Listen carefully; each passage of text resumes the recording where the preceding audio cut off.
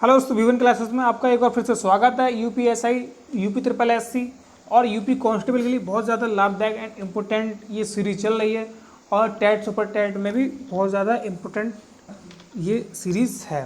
तो आप इस सीरीज़ के लिए ज़रूर लगाइए। 15 से 20 मिनट की ये सीरीज़ है। तो चलिए शुरू करते हैं। आप देख सकते हैं आपकी डिस्प्ले पर पहला क्वेश्चन आ चुका है। स्वागत में कौन सा उपसर्ग है? तो सु सम स्व सन, इसमें है ए। अगर इसका हम संधि विच्छेद करेंगे तो संधि विच्छेद क्या हो जाएगा? इसमें कौन सी संधि है? अगर संधि की बात करेंगे तो अगर जैसे किसी शब्द में या रा ला वा, या रा ला वा से पहले अगर आधा अक्षर लगा हुआ है, आधा अक्षर जुड़ा हुआ है, तो उसमें यड़ संधि हो जाएगी। तो इसमें कौन सी संधि हो जाएगी? यड़ संधि। अगर इसको हम तोड़ेंगे तो क्या होगा? सु धन आगत। क्या हो जाएगा? सुधन आगत। तो इसमें उपसर्ग स्वागत में उपसर्ग कौन सा है? पहला वाला। ठीक है ना। चलिए अगले क्वेश्चन चलते हैं। निम्नलिखित तत्सम तद्भव में से कौन सा विकल्प अशुद्ध है? तो इसमें सेलेक्ट करिए पानी, पानीय, पापड़, परपट, पास, पाद, पान, पण। तो इसमें कौन सा हो जाएगा? पानी का पानीय होता है, पापड़ का परपट होता है ना, और पान का पण होता है। पर ये पास और पाद, इसमें बहुत ज़्यादा अंतर है, तो इसमें यही हो जाएगा, यही गलत, यही इसका जो है आंसर इसका हो जाएगा, क्योंकि इसी में अशुद्धि है। चलिए अगले क्वेश्चन चलते हैं। संज्ञा एवं सर्वनाम से जुड़ने वाले प्रत्यय को क्या कहते हैं? तो संज्ञा एवं सर्वनाम से जुड़ने वाले प्रत्यय को तद्धित प्रत्यय कहते हैं। क्या कहते हैं? संज्ञा एवं सर्वनाम से जुड़ने वाले प्रत्यय को कौन सा प्रत्यय कहते हैं? तद्धित प्रत्यय कहते हैं। और क्रिया से जुड़ने वाले प्रत्यय को क्या कहते हैं? कृदंत प्रत्यय। कृदंत प्रत्यय, आप ये लिखा हुआ है, ये क्रिया से जुड़ने वाले प्रत्यय को क्या कहते हैं? कृदंत प्रत्यय। अगर किसी क्रिया में प्रत्यय लगा है तो वह कृदंत प्रत्यय होगा। इससे अलावा बकाया सभी जो तद्धित प्रत्यय होंगे। चलिए अगले क्वेश्चन चलते हैं। सा वर्ण क्या है? तो सा वर्ण क्या है? तो सा वर्ण बताइए, सा वर्ण क्या है? तो इसमें सबसे पहले क्या आता है? आपको मैं सीरीज वाइज बता देता हूँ। सबसे पहले कंठ आता है, तालु, मूर्धन, फिर आता है ओष्ठ। क्या आता है? ओष्ठ। तो कंठ, तालु, मूर्धन, ओष्ठ। अब इसमें हम जो है सीरीज वाइज लगा लेंगे और आपको यही जो है रट लेना है या याद कर लेना है। तो ये अंगी बिंदी होती है विसर्ग वाली, ये कंठ में आती है। ठीक है ना। बड़ा सा होता है ये तालु में आता है। छोटा सा आता है ये पेट चिरा सा षटकोण वाला, ये जो है मूर्धन्य में आता है। किस में आता है? मूर्धन्य में। और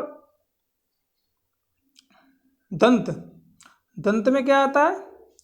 दंत में आता है ये वाला सा। ठीक है ना।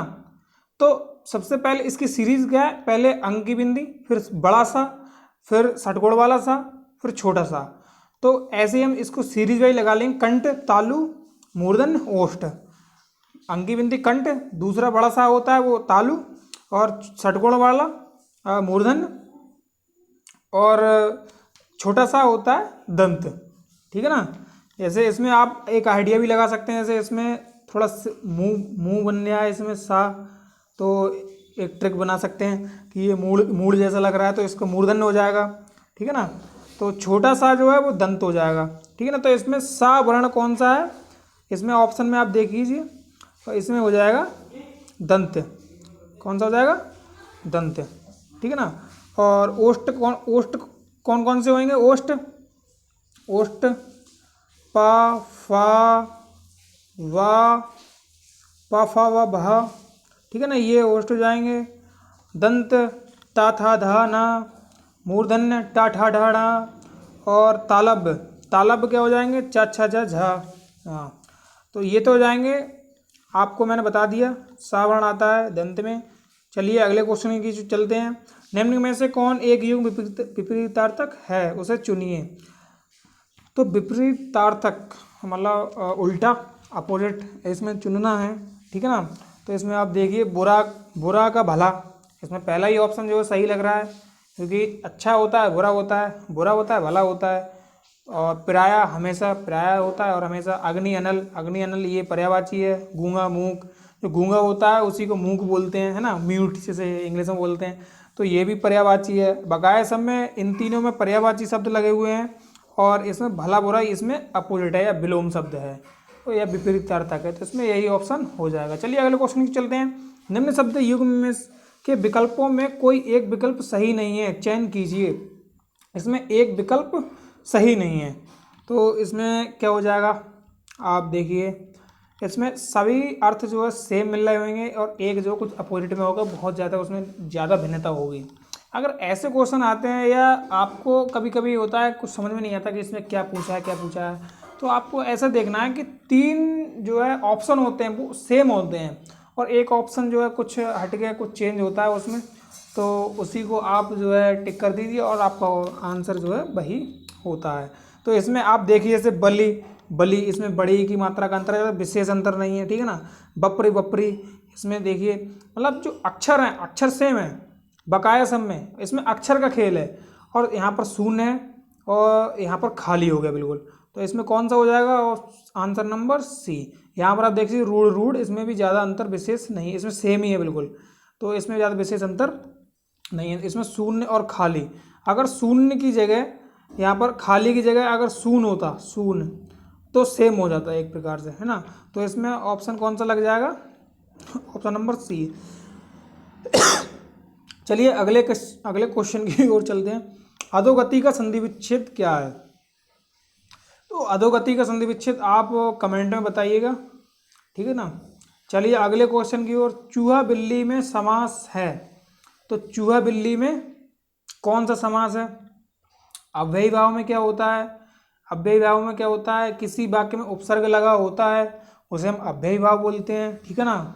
और द्वंद्व, द्वंद्व में क्या होता है, अगर किसी वाक्य में डैश लगा है, जैसे माता पिता, या 2 शब्द होते हैं उनके बीच में अगर और आ रहा है, और अगर उनको हम तोड़ के देखेंगे तो उनके बीच में और आएगा, तो अगर और शब्द आएगा तो उसमें द्वंद्व समास होता है। जैसे चूहा और बिल्ली, माता और पिता, ठीक है ना, इनके लिए ऐसे डैश करके लिखेंगे, है ना, डैश करके, तो इस टाइप से इसमें द्वंद्व समास हो जाएगा।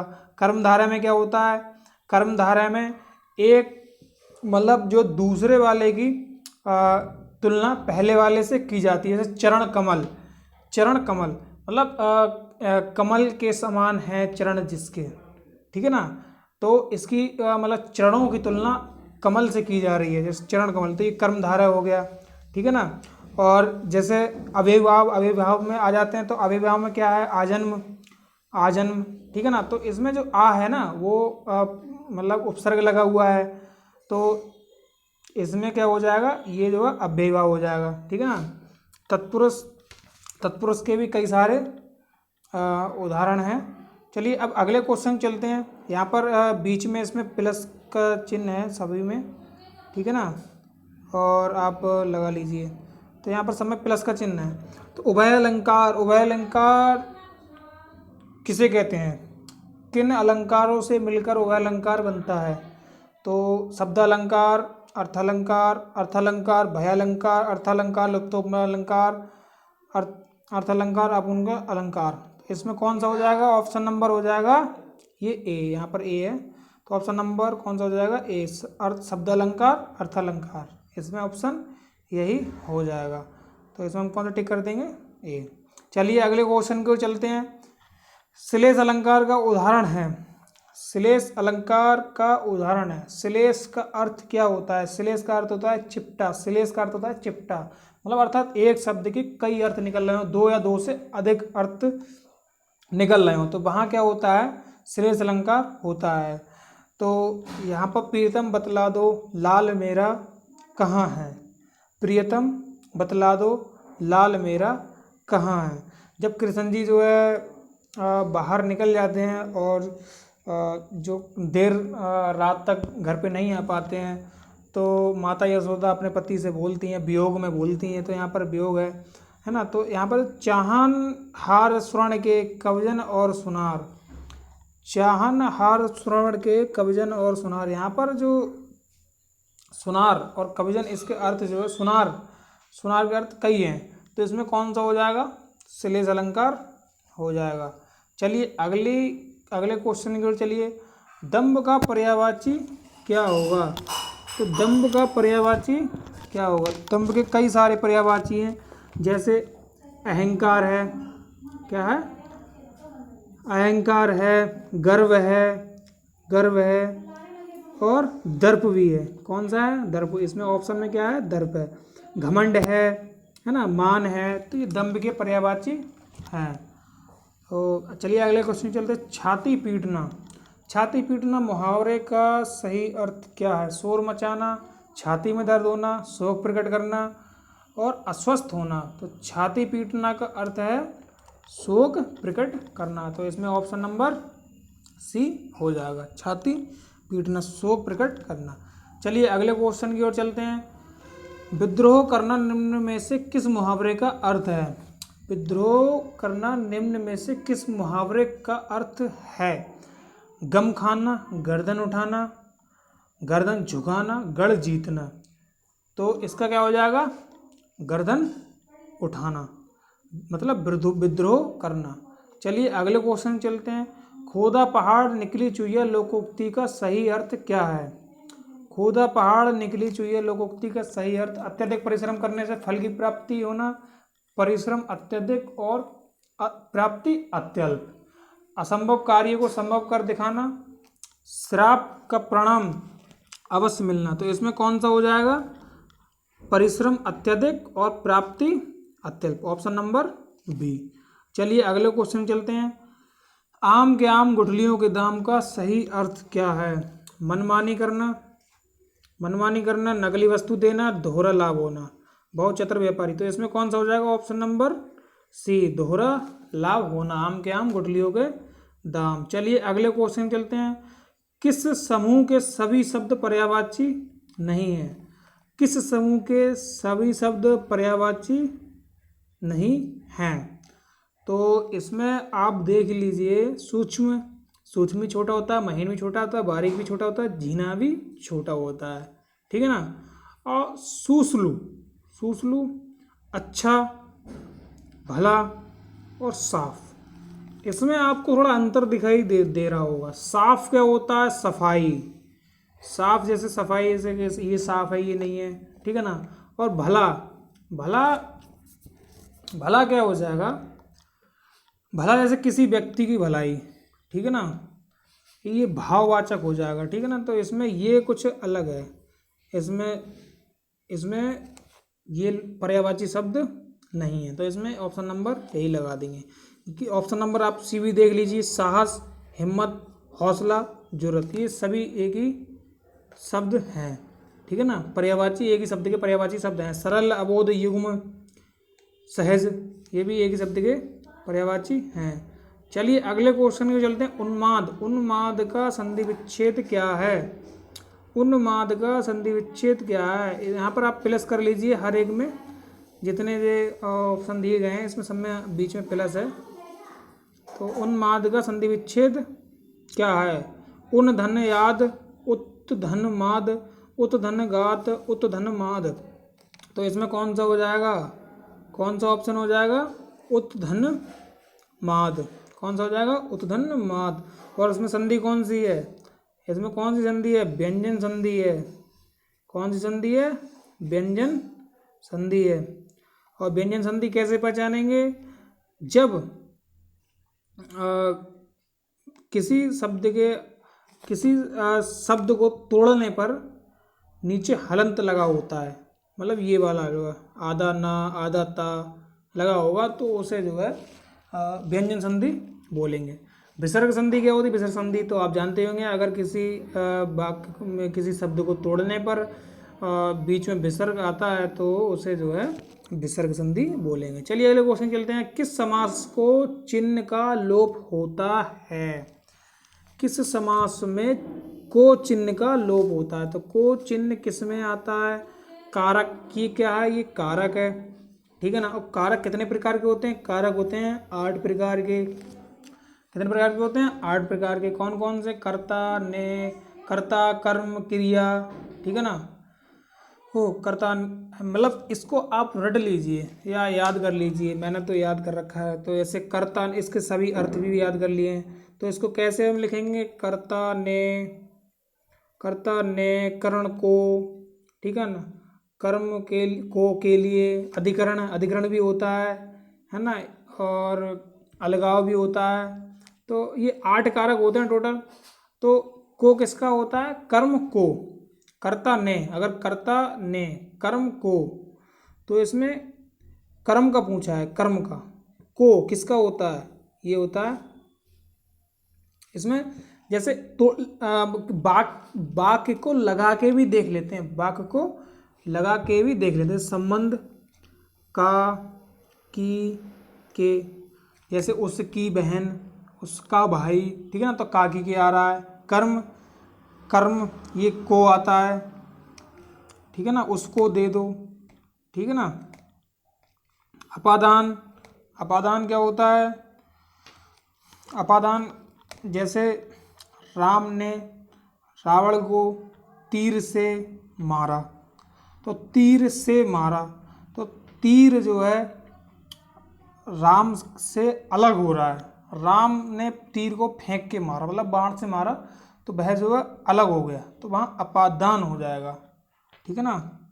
चलिए अगले क्वेश्चन के चलते हैं। किस रस को रसराज कहते हैं, किस रस को रसराज कहते हैं, तो श्रृंगार रस को रसराज कहते हैं।